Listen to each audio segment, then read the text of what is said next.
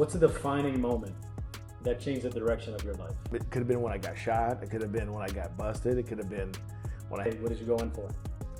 That was pretty brutal. Has there ever been a time that you thought about giving up on running 8 barricades? He goes, well, it's $200 and something $1,000 down. I had $8,000 in the bank. So I talked to Adam about what he went through, and he told me about you. And it's been heaven sent, dude.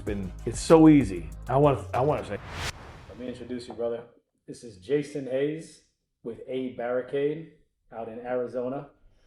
So I want to know first, when someone passes your boundary, do you tell them you're invading my personal space, or are they getting past your barricades? They're getting past my barricades. What do you do when they start getting past your barricades? I call dispatch and I order more barricades. I call the cavalry out to get them, to push them back. So that's what we do. That's what's up, man. Mm-hmm. Yeah, personal space is a big thing. Yes, it is. But everybody invades it every once in a while. You know that. They try. Mm-hmm. Yeah. They try. How'd you get into your business? I was delivering food for a small company at night, and then I met a gentleman over there. He left the company, went to another barricade company, another barricade company, and I was hounding him. I said, "Man, I don't want to keep working at nights." And so he got me a job where he was at, and that's how I got started. When was this? What year? 2013. I started at the other barricade company. Mm. So that's where I started. My buddy Terrell got me a job over there, and that's where it kicked off. You know what I mean? It's sometimes it's not what you know, it's who you know to get you into places. You know what I mean? And I got in over there and I just worked my way up. You know what I mean? Kind of a supervisor, then got into sales a little bit, and then was offered a job at another barricade company, took that job, and I seen how poorly that guy ran his company. And I was like, shit, if he can do it, why can't I do it? You know what I mean? He did it horribly. You know what I mean? I'm not saying I'm doing it the best, but he only had it for like a year after I left, so. What was he doing that was poor and that you changed in your business that wasn't the same? Now this is gonna come where you help out a lot. So he was factoring his invoices. And I think that's a bad idea to do that. Because you sell off your invoices and all the money you were supposed to make is going to them. But if I can get a bridge loan or a line of credit from you guys, it's a lot easier and I can pay that back and I don't have to lose my profitability on my invoices. Mm-hmm. You know what I mean? So that's the big problem is he factored every week to get his money and he factored his invoices. He didn't wait. And it goes to the factoring company first. Mm-hmm. And then it comes to him. Yep. But instead, when you take a merchant cash advance, you get the cash and then you just pay it off over time. Yeah, yep. And the invoices, they go directly to you. They don't go to the cash advance company. Correct. When you were growing up, did you know you wanted to own a business? Yes. I knew I didn't want to. I knew I had to work for somebody first to get my feet wet and whatever I was going to do. Like, I worked at a Sealy mattress for 6 years. When was this? Early. Okay, you know what? It was 1998 when my son was born, because he was born and I just moved into Sealy. So I remember him being like a toddler, like 3 or 4 months old. So I moved into there, worked at Sealy mattress, got my experience, and started my own mattress factory on top of that. So I started making mattresses before I was doing anything else. So I liked being my own boss. Mm-hmm. You know what I mean?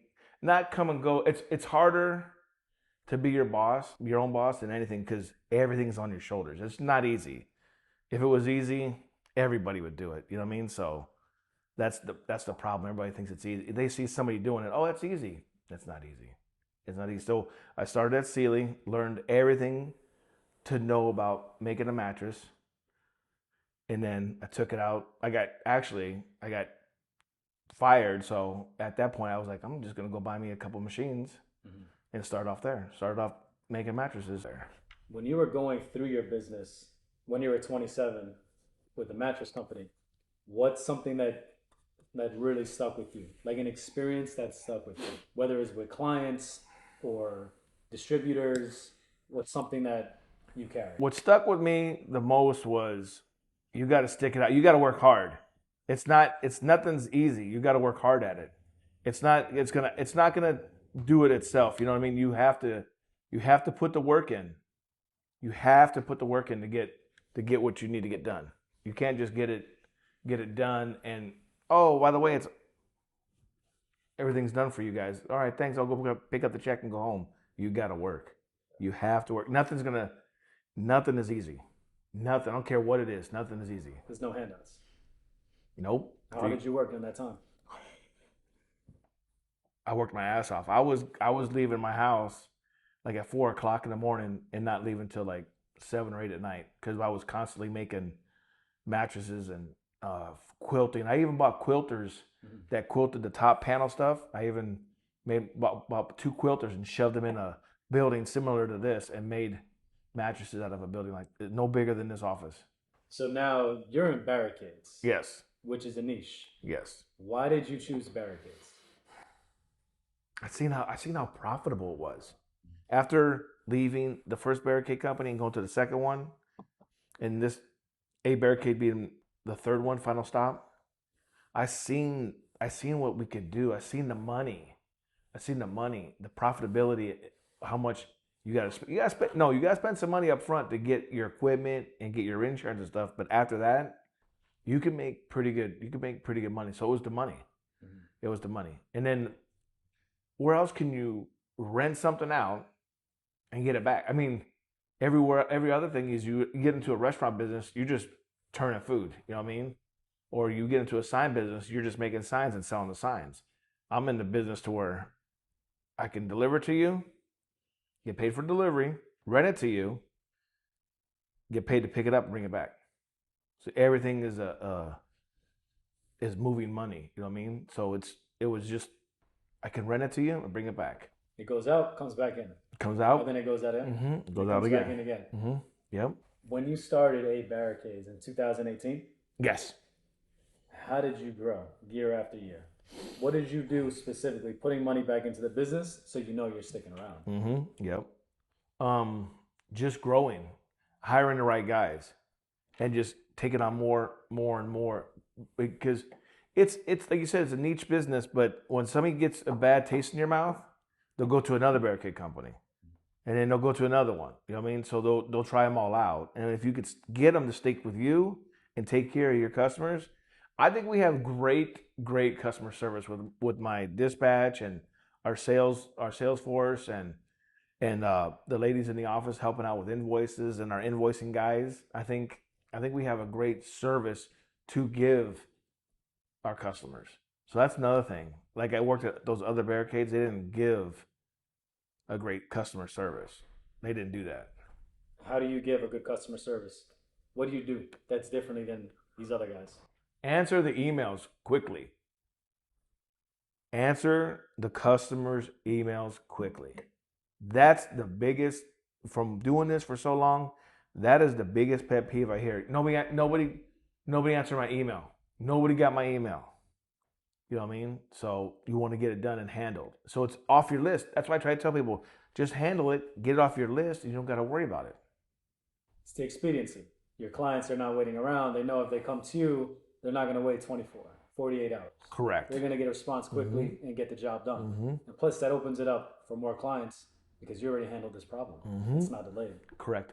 And we'd like to, if somebody calls up, if Mick, one of my customers, says, "Hey, get my invoice. I want to come and drop a check off. Get my invoices ready." We'll pull all the invoices, get it ready, and he'll come and pay us. You know what I mean? Or whoever wants, "Hey, can you give me my invoices?"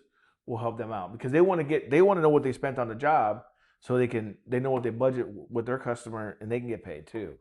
And we turn our invoices around they get invoiced every week. We don't wait 30 days, 60 days to invoice. We invoice every week, religiously every week.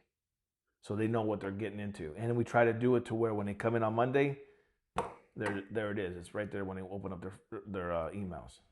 So speed. Speed. Is what's keeping you ahead. That's what's differentiating you. Yep. What are the biggest concerns that you see for people who work in the construction industry? It's safety.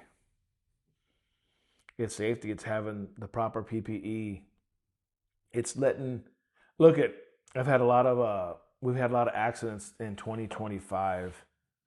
Um, Nobody got hurt. We had like 3 trucks get totaled out last year, and nobody got hurt, thank God. But I just want my guys and my girl, the ladies that work for me, my flaggers, all the way up until my dispatch guys. I want to make sure that they go home safely. You know what I mean? Because I can buy a new truck. Insurance will pay off the truck. Um, I can buy another aero board that gets totaled. I just can't replace my employees, and those my biggest asset is my employees. So those are the people I try to take care of, and I want them to go home safely and go home 10 fingers, 10 toes, and a heartbeat. Go home to their family. That's my biggest concern. The employees that work for you, do they stay with you 2 years, 3 years? It yes, the core people have been with me from the beginning. But it's the drivers. We got a lot of drivers that have been with me from the beginning, but a lot of drivers will leave for a truck and a buck. You know what I mean? And I understand that. They got it, and I'm never ever mad at somebody for leaving because if they want to do better for their family, go do better for their family. I'm never upset about that. You know what I mean? But I would just like a chance to talk to them and find out, hey, I'm going to leave over here to make $3 more an hour. Okay, cool. Enjoy your endeavor. I don't chase them, I replace them. So that's just what we do. You know, I love my employees. Like I said, they're our core of my business, but I just can't be held hostage either. You know what I mean? Because you can't run a business being like, I'm leaving for $2. Bye. You know what I mean? And then I would bet a fistful of 50s. As soon as they get to the other company, they're calling my guys. Hey, is there any way if I can get my job back? And 9 times out of 10, we tell them no because they left for what? For $2? That was the whole premises of them leaving was for money. You know what I mean? Or be happy and good at your job with a barricade. What's a defining moment that changed the direction of your life? Defining moment. Dang, that's the one I've been contemplating for a while. It could have been when I got shot. It could have been when I got busted. It could have been when I had my kids. You know what I mean? You know what I mean? Could have been when my grandma passed away. I could say that was a defining moment right there. That was pretty brutal. But you get through it, you know what I mean? So these defining moments that you listed, which hit home the hardest? my grandma. Cause she put up with a bunch of my shit. You know, and growing up, we would me and my brother we would have a chance to go back to Ohio for the summer, and it was him, me. But I spent a lot of summers out there in Ohio, and got to know her a lot better. You know what I mean? Because we moved out here. It's so far to go see your grandma when you're 8 states away. So that defining moment was probably when I lost her. I think I had to get my shit together. But going back, I always thought like when somebody was gonna die, they were gonna hand you some money and be like, oh your grandma left you a whole bunch of money. You know what I mean? It was when my dad's dad died, my grandfather. I was expecting like something, you know what I mean? But when he died and me and my brother, we didn't get shit. I think that was the biggest moment to where I knew I had to go get my own stuff. You know what I mean? It wasn't gonna be handed to me. I had to go and get it myself. Like I ain't gonna lie. Like again, I was thinking, okay, we're gonna get like 50 grand. I'm gonna go buy an avalanche. That's when the avalanches were popping. You know, when they first came out, I was like, shit, 2005, 2006. I was like, shit, I'm gonna buy me a nice avalanche because I thought we were gonna get some money from him because they told us, yeah, you guys are in the will, you guys will be taken care of. No, we ended up with a bag of shit. So this is when your grandmother passed. My grandpa passed, yeah. Before my grandma passed in 13, my grandpa passed in 05.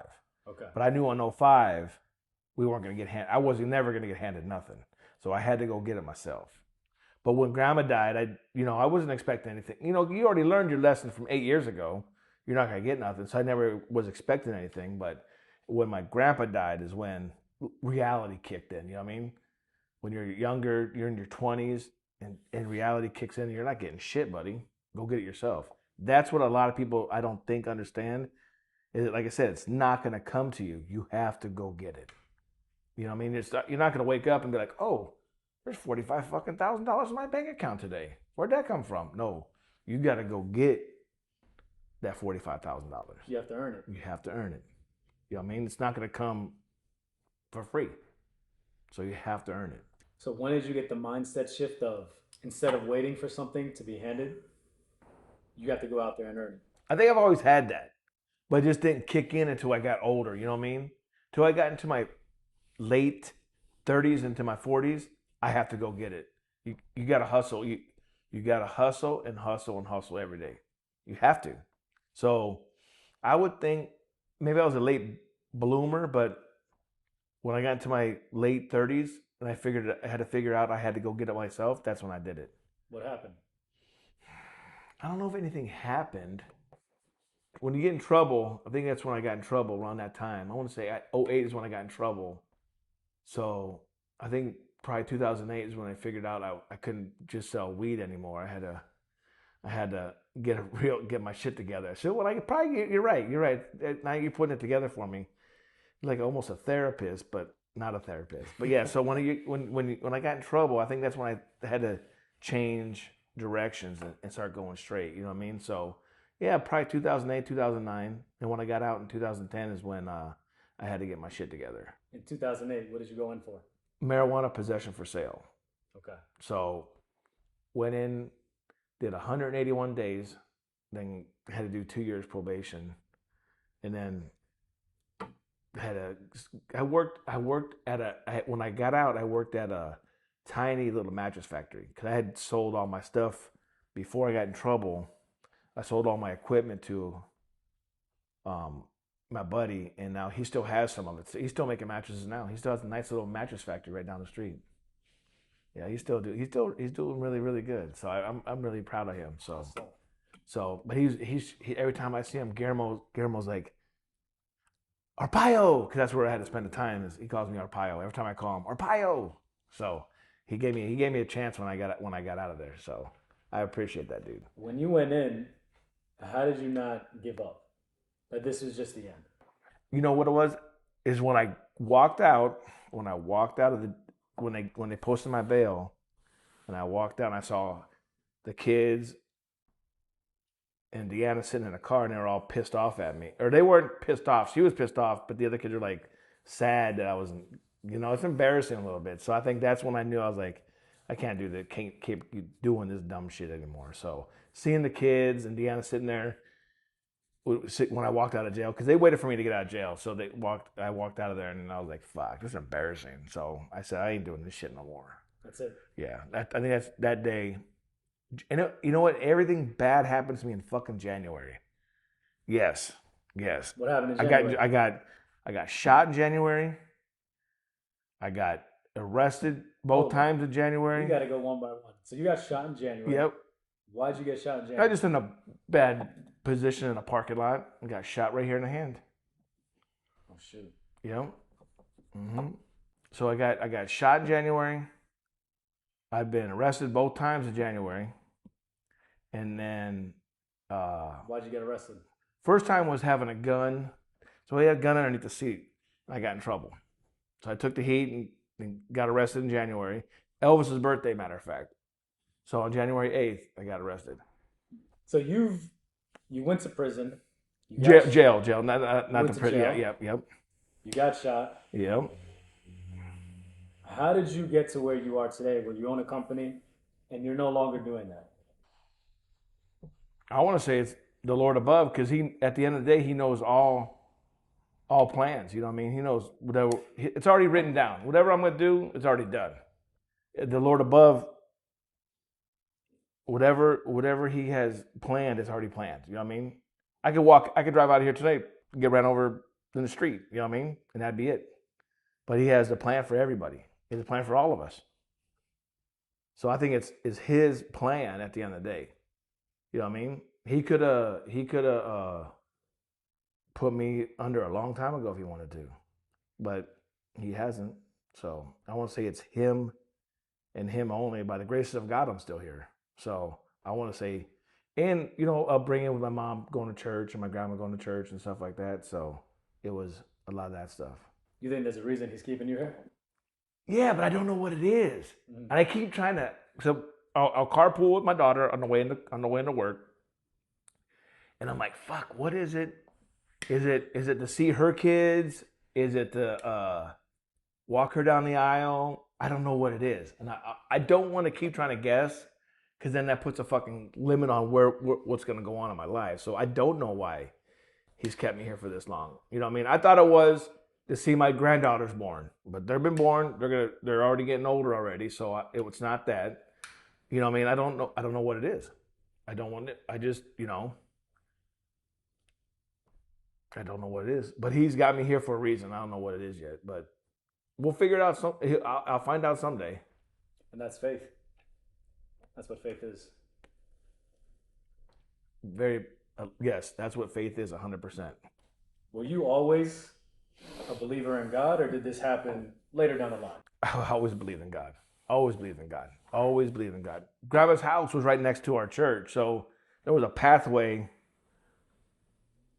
right to the organ, because she played organ at her church. So I'm telling you, it was like no longer than 100 yards from her front door to the organ.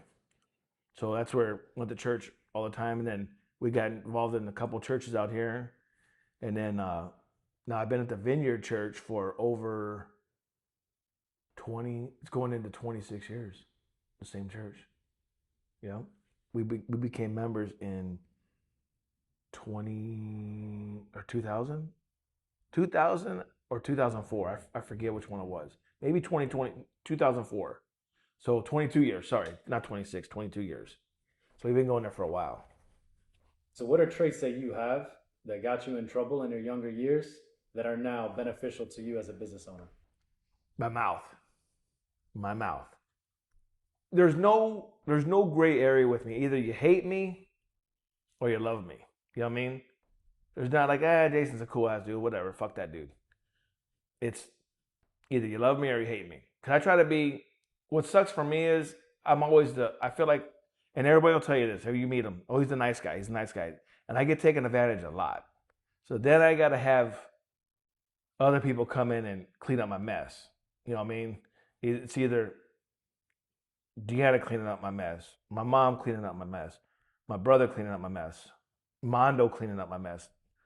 They always go in and I'm like, I fucked up. They're like, all right. They get suited up and they're like, what do we got to go fix? And I got to go tell them what to go fix. So I have I call them my henchmen. You know what I mean? So I have henchmen that go do my shit. So, and that's what sucks for being about the nice guy. You know what I mean? And you try to help everybody, and you can't help everybody. That's the thing is I got a problem with, is I try to help everybody. You know what I mean? Like, oh, hey, I need $50, and I'm like, all right, here's $50. You know what I mean? You write it off. Or somebody needs $4,000 for something. Like, here's $4,000, and deep down inside, I'm never getting that back. You know what I mean? And I know they have best intentions to pay you back. You know what I mean? But it never happens. It never does. So I'm always a nice guy. Then I gotta tell my henchmen, hey, can you go take care of this? And they'll be like, hey, don't you owe Jason some money? Oh yeah. I'll get it, or I screwed this up, or can we get this fixed? Yeah, I gotta send my hench women and men to go clean it up for me. So how does it sounds like gift of gab. You say mouth, there you go. There it is, the gift of gab. It gets, like I said, it either gets me in trouble or it helps me out. How does it help you out? It is my gift of gab, yes. I think I like to hear my voice. That's what they're going to say. You'd like to hear your voice, Dad. Or Jason, you like to hear your voice. That's probably what it is. And I don't like to hear my voice. My voice does not sound like, like the guys on the Forensic Files. It's Peter Thomas or Bill Camp. The narrator, they're cool. The good narrator voice, you know what I mean? It's not a good narrator. Or Morgan Freeman's voice, you know what I mean? So that's a pretty cool voice. Oh, yeah, dude. Yes, yes, yes, exactly. So you're able to use your gift of gab to create solutions. And make and like I try to tell people when you walk into an office and you walk into a office somewhere and you don't know anybody, pick something else to talk about, like my Indian sign in there. You're like, oh, you're an Indians fan. You know what I mean? Then you start that little conversation. You get that conversation going, and you ease your way into selling somebody some barricades or a mattress or whatever it is. You just need to know how to. I know they're gonna laugh at me, but to finesse the situation, you got to finesse the situation and not make it yours, but like fit in. You know what I mean? Like I feel like I'm a chameleon, like a chameleon. I could blend in anywhere I go. You know what I mean? Even though I'm as wide as the day is long, but I can fit in a lot of spaces some people can't. You know what I mean? There was a gentleman went to his office. He has a Chicago. I hate Chicago because they beat the Indians in 2016. That shit bugged the shit out of me. But I went in there and I ended up getting a job, get one of the big jobs from him. But I was talking about all his Chicago stuff and I knew that in 1985 they would have been the second team to go 0-16 and then win the Super Bowl besides the Miami Dolphins. But in 1985 there was only one team that beat them that year, which was the Miami Dolphins. So he was like, "How the fuck did you know that? What? Just shit. I got a lot of dumb shit up here that surprises the shit out of everybody." Knowledge. Well, Because if you know about sports, useless, knowledge. yeah, knowledge, but it's useless knowledge. You understand me? Because they'll be like, just to, You got a job from knowing that knowledge. It doesn't yes, sound yes, useless to yes. me. I know, but we landed that job. We landed that job. So yeah, so it was pretty rare that you can just walk in and pick something like the New Balance shirt. You're like, you gotta pick something. You know what I mean? And that's where you get that conversation started. Because some people are like, what do you want? And then you're like, then you get stuck. And you get thrown off because like you're just trying to provide a service for somebody, but you also want to make them part of not employees, but your core sales, customers. Put them to your customer base. You know what I mean? You just don't want to go and be like, hey, give me some work. They're gonna be like, who the fuck are you? You gotta go in and, like I said, finesse the situation and evaluate it and assess everything that's going on. So you take the knowledge that you approach somebody, have a genuine conversation, and then it leads to a sale. Leads to a sale, or it leads to us getting a big, hey, can you bid this job for us? And then I give it to my guys, and they'll take care of the bid, and a lot of times we get the job. You know what I mean? We got a bunch of stuff coming up. Oh, that was hot. Oh, we got a bunch of stuff coming up because they'll call our guys up, and we got, like I said, you don't told me to mention, but we got a nice little event coming up downtown for a big energy drink company. So hopefully we can get that one. You know what I mean? And this contract that you got with this company, how did you get it? They called Ernie. For some reason, they like that son of a bitch too. I don't know what it is. But it's the same way with me. Either you love Ernie or you hate Ernie. I haven't met anybody that hates the son of a bitch, but everybody loves the guy. I don't know. He's a lovable guy. You know what I mean? He's a real lovable guy. You know what I mean? So all our guys get the same stuff, the same thing. You know what I mean? These our contractors and Adrian is starting to bid a lot more on Bid Judge, which is a platform we use to find jobs, and Adrian's been getting a lot of jobs lately. So I mean, I think they seem to like that dude a lot. So I love them. So I'm just assuming they gotta just love him as much as I do. So you know what I mean? How did you learn to talk to different types of people? How can somebody learn to talk to different types of people? Volunteer. I don't care where it is. You can volunteer at your local church. You can volunteer at a school. You can volunteer anywhere. Just go volunteer somewhere and learn other people's traits. You know what I mean? Like I've been driving the golf carts at my church for I know, but it's been 15, 16 years. And that's where you get different races, different people, different cultures, different everything on your carts. And you start talking to them like, how's your morning going? Oh, good. All right. Hey, what do you guys got planned for the rest of the day? You just start talking to people. And that's how I think I learned it by putting myself out there and helping other people out. You know what I mean? Not just being greedy and just sitting back with my feet up on the couch and not do nothing. Go do something. Don't do nothing. Don't. That's why I want to make a shirt. Don't do nothing. Do something. And my biggest thing is the biggest thing I put right now on people's birthday cards and Christmas cards or whatever it is. I put on there, make the dash count. You understand me? Because you have your punch in date and your punch out date on your gravestone.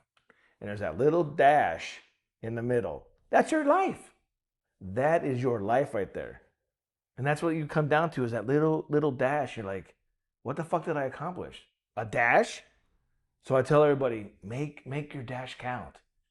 Just make your dash count. You know what I mean? Don't, you know, help out at wherever you want to go help out at a food bank, St. Mary's, or if you want to go help out at your local church or whatever, just go help. Just go donate some time, because if you think about it, that's all we have here is time on this planet. So make the dash count. You know what I mean? We went this year, instead of cooking Thanksgiving at our house, we went to the food bank, the church where my niece goes. I call her my daughter, but my niece goes to school, and we donated like almost the whole morning there, passing out, making. I washed the dishes. I wasn't touching no food. The food was great though. I had some. The corn and the mashed potatoes were gravy. Gravy was great, but I just sat in the back and washed dishes. You know what I mean? Talk to the people that are bringing me back dishes. You know what I mean? I like doing that. The simple stuff. You know what I mean? Just go make your dash count. You know what I mean? So I think volunteering and being around different people, you learn different. You know what I mean? You learn different aspects of their lives. You know what I mean? And that's how you gotta learn. You just gotta and listen to them. Some people just want you to listen. You know what I mean? They don't want you to say a fucking word. They just want somebody to listen to them. You're like, okay, all right, I'll pray for you, or can I pray for you? You know what I mean? Something like that. Can I put my hand on you and pray for you? You know what I mean? You got to ask them stuff like that. So I think that's where you learn, because you're not born with it. You got to go out and get it. Like we're talking about money. It's not going to come to you. You just got to go out and get it. You have to. So you have to go learn, and nobody's going to teach you nothing. What Bill tell me? He told me a long time ago. The game is sold. It's not told. So you got to go out and do what? Pay attention. And that's powerful because a lot of people today, they just want to go on the internet and absorb information. But what you're saying is go out there and actually hands on, get the Hands on. information yourself. Yes. Yes, good. I wanted to do something similar to this, but get, and I don't know, maybe you can take this idea. You guys can run with this idea. I give ideas to a lot of people, and either they take them or they don't take them. But find, that person, not a homeless person, but find that person that's like on the brinks of, I don't know, going homeless or getting out of it, and be like, how did you get here? What did you do? What did you do to get here? Maybe that could be a learning table for the next generation. Like, shit, I know not to start drinking when I'm in high school with my buddies, because then they got into an accident and now he's walking around with a fucked up leg for the rest of his life. Maybe that kind of stuff. Just how did, like when I was selling mattresses, we had a little place on 35th Avenue, Virginia, and all kinds of people would walk through there. And I was like, I wonder what his story is. You know what I mean? How did he get to where he's fucking pushing his cart up the street with a bunch of cans and shit in it? I mean, what was his story? Like, that's the kind of, I like that. I like this aspect of the whole podcast stuff, but how did this guy become homeless? You know what I mean? That's why I'm so interested in your story because I know everything you've been through that you've shared, and you ended up here owning a Mm-hmm. business. Yeah. Because people they need to hear that. Mm-hmm. You didn't have correct me if I'm wrong. You didn't have a whole lavish mansion life and all this money being thrown at you. No, you've been shot. You know, grandparents passed away. You've gone into prison. Jail. gone into jail. Yeah. Jail. And you still ended up here Mm-hmm. with a family Mm-hmm. and a business Mm-hmm. and employees. Mm-hmm. So somebody who is listening, everything that you've been through, what got you to this point? All that didn't hold you back. Faith, and believing. Getting up every morning and go, thank you, God, for another day. Might be my last day, but thank you, God, for waking me up today. Because it's got to be another day. There's gonna be another. Even if you're not here or you are here, there's gonna be another sunrise and there's gonna be another sunset. It's gonna keep going. So just get up and don't let. I want to, just the faith help me out. Has there ever been a time that you thought about giving up on running 8 barricades? And what prevented you from giving up, if so? There was one time I got a phone call. I was sitting in this office, got a phone call, and it was for our insurance. Our insurance was the renewal of our insurance was coming up, and got the phone call. It told me, "Hey, we got your quote back for your insurance." And I was like, "All right, what?" Because we were like, "Okay, what?" We knew it was coming, so we were like, "What is it?"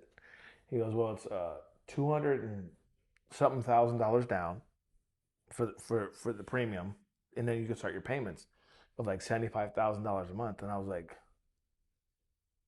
I had $8,000 in the bank. I had when he called me that day, I had $8,000 in the bank. I was walking out this door. I wanted to walk into that fucking traffic. That day just sits in my head like it happened yesterday. When was this? January, February, March, April, beginning of May. Middle of May, because it was due on May 15th. Our payments are due on the 15th. This year, 2025. May 2025. 2025. I wanted to walk out into that fucking traffic. But then my gift to gab and gift to beg kicked in and started making phone calls. First one was to my mom. She put a big ass chunk in. Melanie helped out with the chunk. One of my my salesman, Jorge, helped out with a huge ass chunk, and we got it done. I don't know I'm telling you, by the graces of God, we got it paid, and we got it done. It was one of the worst because we didn't have it. It had the decline on sales happened. It just started going down. And I think you've seen our year to date that month. I think we only collected like $400,000 that month. So it was pretty bad that month. That was pretty bad. That was the only day I wanted to say fuck it, and just walk away. But other than that, I'm not a quitter. Why didn't you quit in that moment? Quit. You know what I mean? That's and like I said, I'm not a quitter, and I'm gonna keep going. I'm not gonna quit. I'm not gonna quit. Quit. You know what I mean? Like just throw in the towel and walk away. Nah, it's not who I am. Not what I was raised to do. Now, have I got my ass kicked a bunch of times and give up then? Yeah, of course. You walk away from an ass whooping, but I wasn't whooped. That defeated me, but I wasn't whooped. You mean there could be? I mean, you understand what I'm saying? Like, wasn't gonna give up. I was like, fuck this. We'll figure it out. You lost the round. You didn't lose the fight. Right. Yeah, I lost round 7, but I'm here for round 10, and we're going 15 rounds with this son of a bitch. We're gonna keep it going. So, just the way it's got to be. But I wasn't. It was just like I said. It was deflating more than anything. Like getting kicked. I mean, everybody. There's all guys in here, just FYI, but everybody's been kicked in the nuts or smashed your balls, and you're like, damn it, that hurt. But then you get over it and you keep going. You know what I mean? So that's what it felt like. I got kicked in the nuts that day.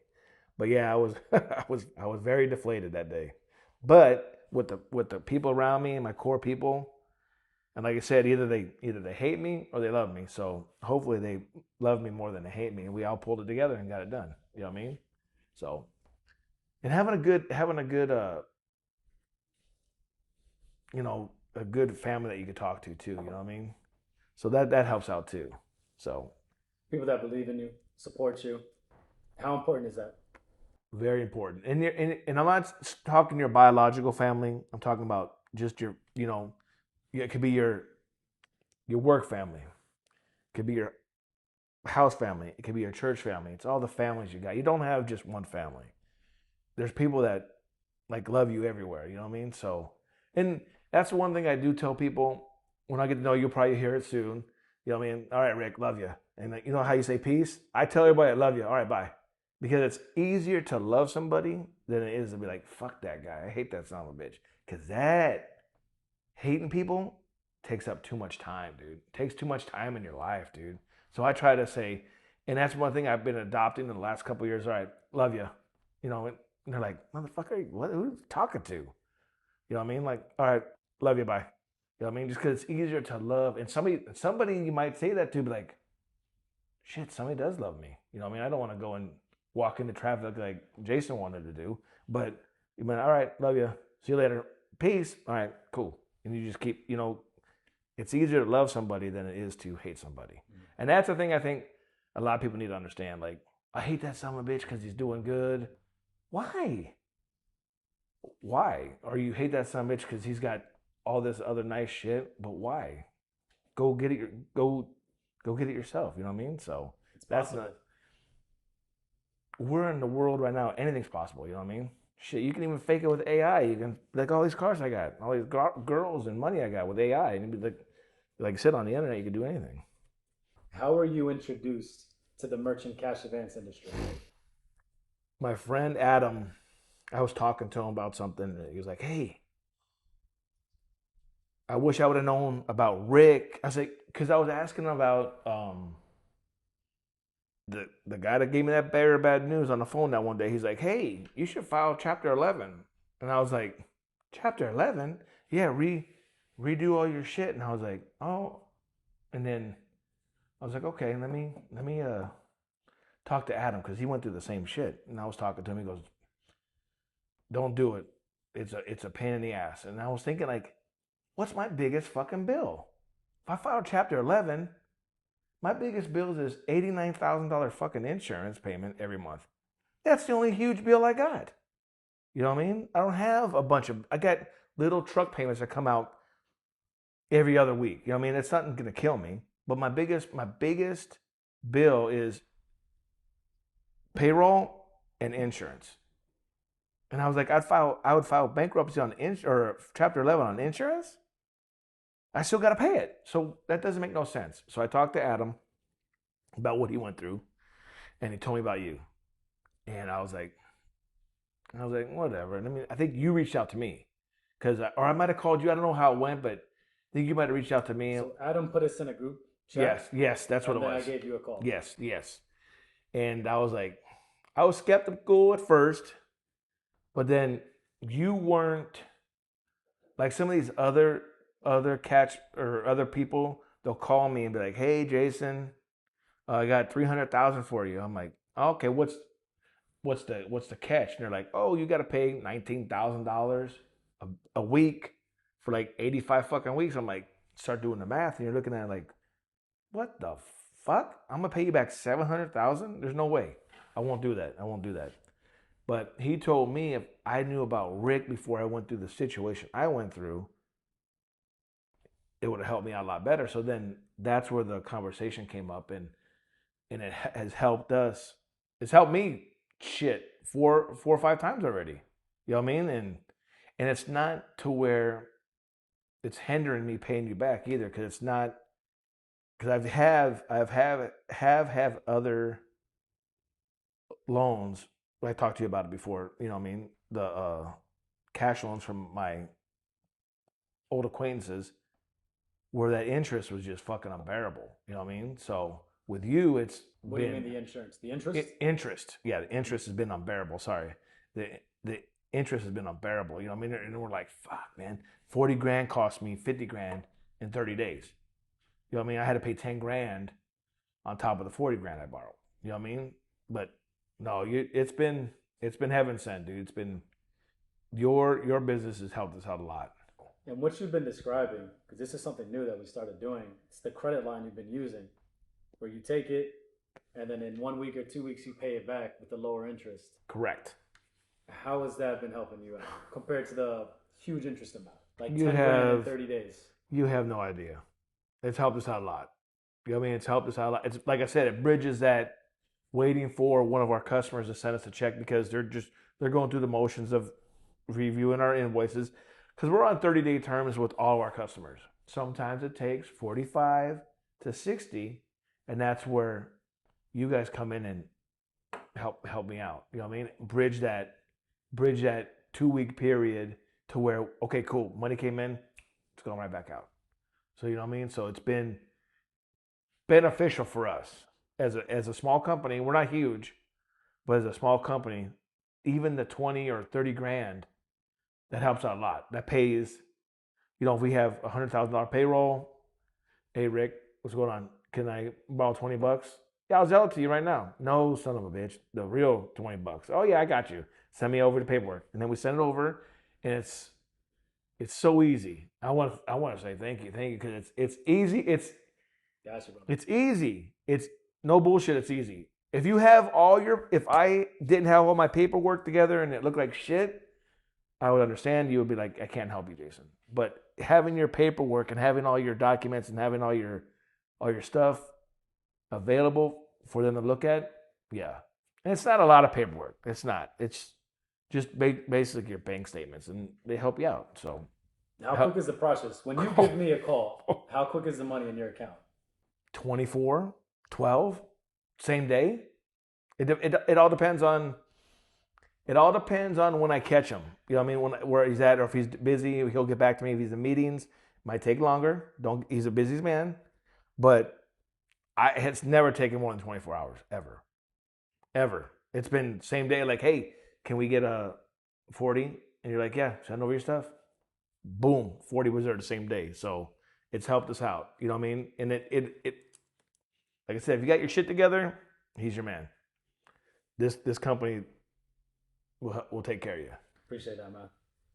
We trying to make it easier, especially for construction guys. Yes, because I know you don't need the money, for 6, 7, 8 months. Mm-hmm. You need it for a quick week. Mm-hmm. Why not pay a cheaper amount to have it for 1 or 2 weeks? So that's something we've been trying now. You're actually one of the earlier people to try this out. We haven't really introduced it yet. Okay. But we want to make sure people enjoy it. I enjoy it. It's not where it's 20 or 30% interest either. He tells you it's right here and what it is. If you borrow 40, 44 comes out.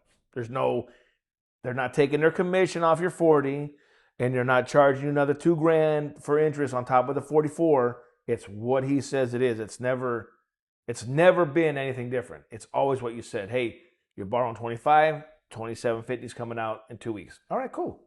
2750 comes out. Borrow 30, 3300 comes out. Borrow 40, 44 comes out. You know what I mean? It's never been anything different.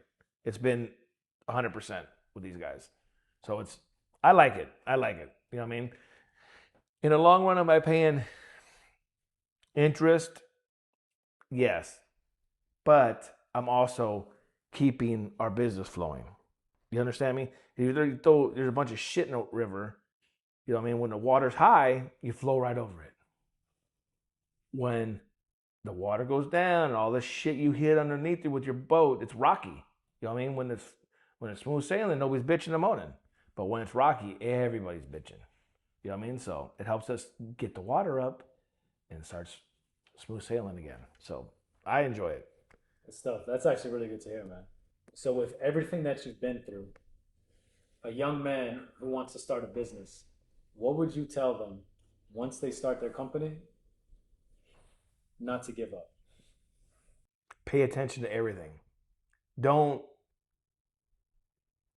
turn your back on your business and just think it's okay that these guys are taking care of shit.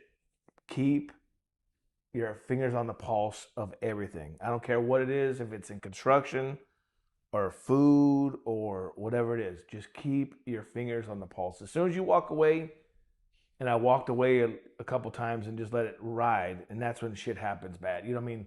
you walk away from it and you're like, oh, you put your feet up, you know what I mean? And you relax. Don't relax. When you're dead, you can relax. Don't relax because it'll get away from you and then you'll be in trouble because then people will take advantage of the hours and your payroll will go up. Try to keep your fingers on the pulse of everything. All aspects. Sales, the construction part, the fuel part, everything. Just keep your hands on everything. And ask questions. It's your company.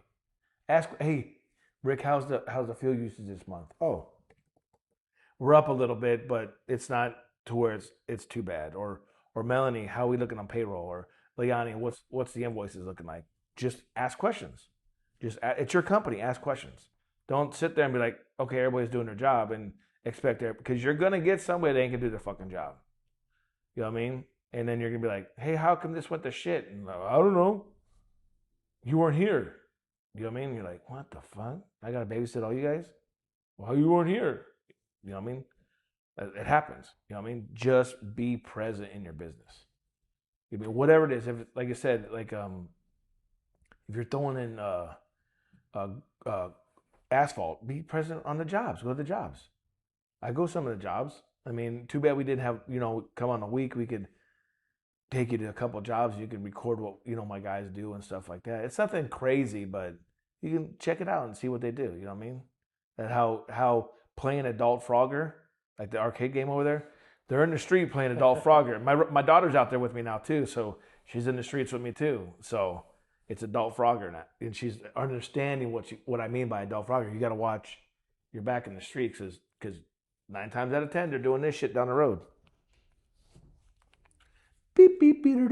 Not paying attention. Not paying attention, but it happens. So to somebody who's younger and they start a business, pay attention. Pay attention. Pay attention. Pay attention. Keep your faith. Keep your faith. Pay attention.